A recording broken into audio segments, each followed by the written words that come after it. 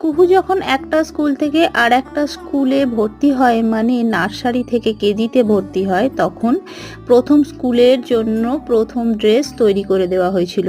আর তারপরেই পড়ে গিয়েছিল লকডাউন, যার জন্য ও 1 মাস ক্লাস করতে পেরেছে। আর এই ড্রেসগুলো একদম নতুন করে তুলে রাখা হয়েছিল।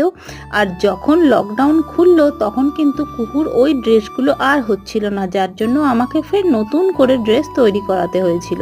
আর আজকে আমি ঘর পরিষ্কার করতে গিয়ে এই ড্রেসগুলো একদম চকচকে অবস্থায় দেখতে পেলাম। তো সব সময়তেই ব্যাগের প্রয়োজন হয়, তাই ভাবলাম এটা দিয়ে একটা ব্যাগ বানিয়ে নেওয়া যাক। আমি যেহেতু মেশিনের কাজ জানি না, মানে সেলাই করতে পারি না, তাই এটাকে আমি হাতেই সেলাই করে নিয়েছিলাম। আর ভাবছি পরে একবার মেশিনে কোনো জায়গা থেকে আমি ধরিয়ে নেব। আমি এই ব্যাগটা সেলাই কমপ্লিট করে আয়রন করে কিছু আঁকিবুকির সাথে তোমাদের কাছে ফিরে আসছি।